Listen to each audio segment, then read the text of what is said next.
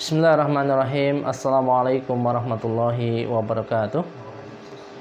Innal hamdalillah nahmaduhu wa nasta'inuhu wa nastaghfiruh wa na'udzu billahi min shururi anfusina wa min sayyiati a'malina.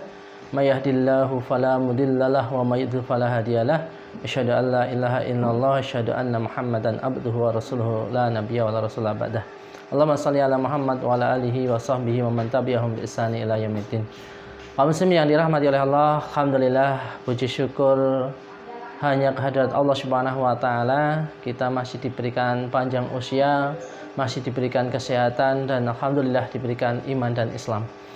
Yang kedua, selawat serta salam semoga senantiasa terlimpah pada baginda Rasulullah Muhammad SAW, pada keluarganya, para sahabatnya, para tabi'in, tabi'ut tabi'in, dan semoga kita termasuk orang-orang yang dimudahkan untuk meniti sunnah-sunnahnya. Amin. Kaum muslimin yang dirahmati oleh Allah, kembali saya sampaikan di kesempatan hari ini balasan Allah terhadap ketaatan kita, amal soleh kita.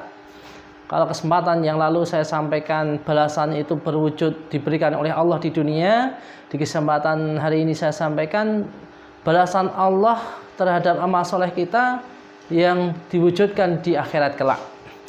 Yang pertama yakni balasan Allah terhadap amal soleh kita, ketaatan kita di dunia, yakni di akhirat termasuk diberikannya husnul khatimah. Ya, maka kita senantiasa berdoa kepada Allah, Allahumma inni as'aluka min husnul khatimah wa a'udzubika min su'ul khatimah. Ya, minta agar kita senantiasa diberikan husnul khatimah dan jauhkan dari su'ul khatimah.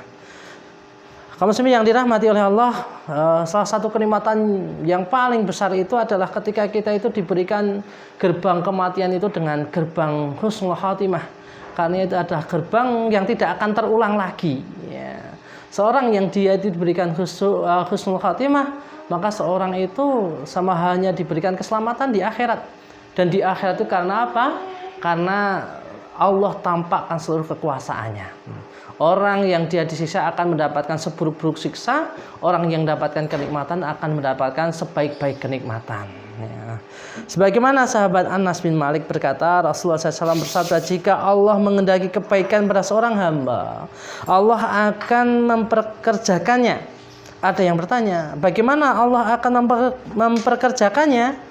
Rasulullah SAW bersabda, Allah memberinya taufik, petunjuk untuk melakukan amal soleh sebelum kewafatannya. Hadis rawahu Imam Ahmad. Ya.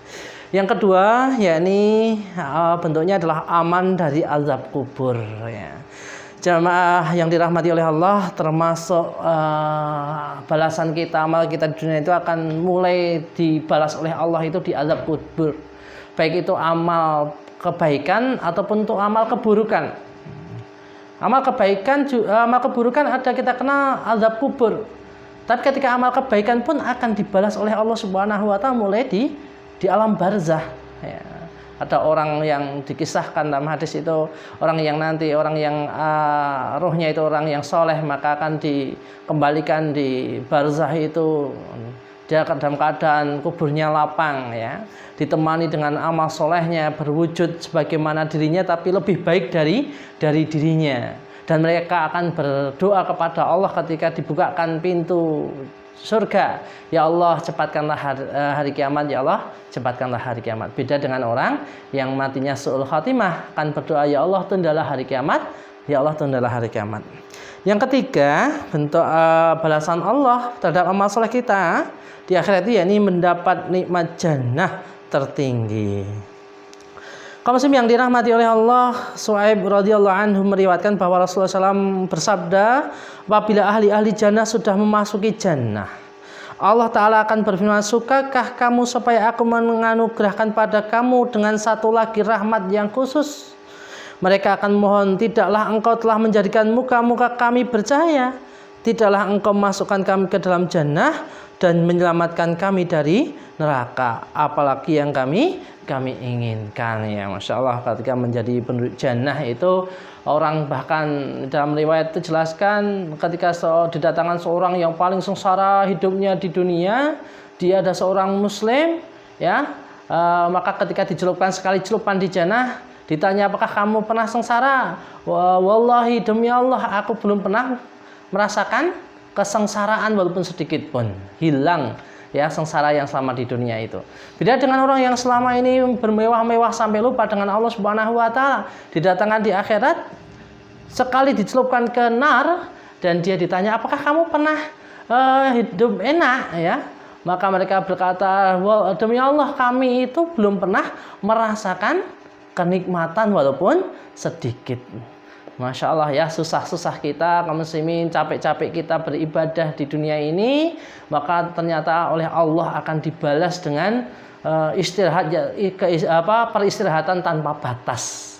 Maka dunia ini adalah dunia tempat bercapek-capek. Sebagaimana Rasulullah SAW bersabda, "Ad-dunya sijnul mu'minin wa jannatul kafirin." Dunia itu penjara bagi orang-orang mukmin dan surga itu penjara bagi orang-orang kafir ya. Kita di dunia disuruh susah-susah ya, capek-capek ibadah, mereka orang-orang kafir tanpa aturan. Tapi di akhirat mereka tidak akan setitik pun mendapatkan kenikmatan dan kita ada kemerdekaan. Demikian, semoga bermanfaat. Marilah kita senantiasa berdoa kepada Allah agar istiqomah, agar kita mendapatkan jaya yang kita inginkan, ridha Allah Subhanahu wa taala. Demikian, wal asri innal insana fi husnin illa alladziina aamanu wa amilus solihati wa tawassaw bil haqqi wa tawassaw bis sabr. Wassalamualaikum warahmatullahi wabarakatuh.